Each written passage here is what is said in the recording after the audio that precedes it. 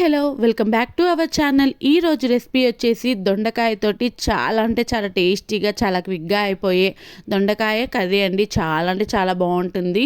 వేడి వేడి అన్నంలోకైనా కానీ లేదు అంటే చపాతీలోకైనా రోటీలోకైనా దేనికైనా పర్ఫెక్ట్ కాంబినేషన్ అని చెప్పొచ్చు. చాలా అంటే చాలా బాగుంటుంది.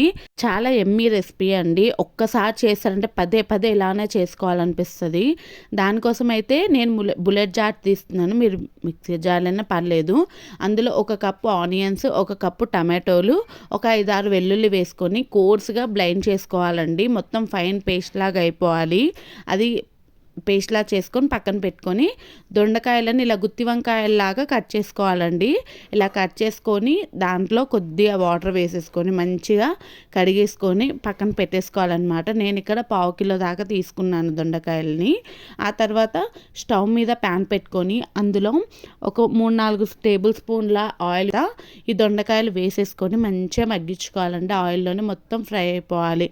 ఆ దొండకాయలు పచ్చివాసన ఏమి రాకుండా మొత్తం ఫ్రై చేసేసుకోవాలి. ఇలా మూత పెట్టి మగ్గించుకున్నామంటే ఇక మెత్తగా ఉడికిపోతాయి. ఆ తర్వాత మనం ఇందాక పేస్ట్ చేసి పెట్టుకున్నాం కదా, ఆ పేస్ట్ని దీంట్లో వేసేసుకోవాలి. వేసేసుకొని అన్నం జార్లో కొద్దిగా ఉంటుంది కాబట్టి కొద్దిగా వాటర్ వేసేసుకొని అది కూడా వేసేసుకొని మొత్తం కలిపేసుకున్న తర్వాత మళ్ళీ మనం మూత పెట్టేసి మంచి ఆ గ్రేవీ అంతా కూడా దగ్గరికి వచ్చేంత వరకు మూత పెట్టేసి మగ్గించుకోవాలి. ఇలా మొత్తం గ్రేవీ అంతా కూడా దగ్గరికి వచ్చేస్తుంది. ఇలా దగ్గరికి వచ్చేసిన తర్వాత ఇందులో మనం ఇప్పుడు 1 టేబుల్ స్పూన్ ఆఫ్ పసుపు వేసుకోవాలి. 1 టేబుల్ స్పూన్ ఆఫ్ పసుపు, 2 టేబుల్ స్పూన్స్ ఆఫ్ కారం, నెక్స్ట్ 1 టేబుల్ స్పూన్ ఆఫ్ ఉప్పు వేసేసుకొని ఈ ఉప్పు కారం పసుపు అంతా కూడా దీనికి మొత్తం పట్టేలాగా మొత్తము కలిపేసుకోవాలండి. మొత్తం కలిపేసుకున్నాక 1 టేబుల్ స్పూన్ ధనియాల పౌడర్ కూడా వేసుకోవాలి. వేసుకొని మొత్తం కలిపేసుకొని ఇంకొకసారి మూత పెట్టేసి ఇంకొంతసేపు మంచిగా వేయించుకోవాలి. అలా మనం మూత పెట్టి వేయించుకున్న తర్వాత ఇలాగ ఆయిల్ అంతా కూడా పైకి వచ్చేస్తుంది. ఇలా మొత్తం ఆయిల్ అంతా పైకి వచ్చేసిందంటే గ్రేవీ మొత్తం కూడా మంచిగా ఉడికిపోయినట్టు. ఆ తర్వాత అది ఉడికిన తర్వాత అందులో కొద్దిగా మన కన్సిస్టెన్సీని బట్టి వాటర్ వేసేసుకోవాలి. మొత్తం వేసుకొని మొత్తం ఒకసారి కలిపేసుకొని మూత పెట్టేసి మళ్ళీ మగ్గించుకోవాలండి. వాటర్ అంతా వేసాం కాబట్టి చూడండి చాలా అంటే చాలా టేస్టీగా ఉంటుంది.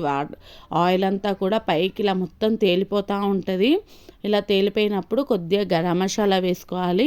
ఆ తర్వాత కొద్దిగా కొత్తిమీర, సన్నగా తరిగిన కొత్తిమీర వేసేసుకుంటే అంతే అండి. చాలా సింపుల్గా ఉండే దొండకాయ కర్రీ చాలా అంటే చాలా ఎమ్మీగా ఉంటుంది.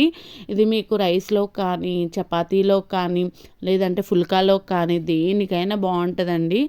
దొండకాయ ఇష్టం లేని వాళ్ళకైనా ఇలా చేసి పెట్టారంటే మాత్రం లొట్టలేసుకొని మరీ తింటారు. వేడి వేడి అన్నంలోకి వేసుకుంటే మాత్రం సూపర్ ఉంటుందండి. మీకు కానీ ఈ రెసిపీ నచ్చినట్టుంటే మన ఛానల్ని సబ్స్క్రైబ్ చేసేసుకోండి. అలానే ఒక్క లైక్ చేసేసుకోండి. మీరు ఇచ్చిన ప్రతి లైక్ నాకు చాలా ఎంకరేజ్మెంట్గా ఉంటుందండి. Thank you for watching.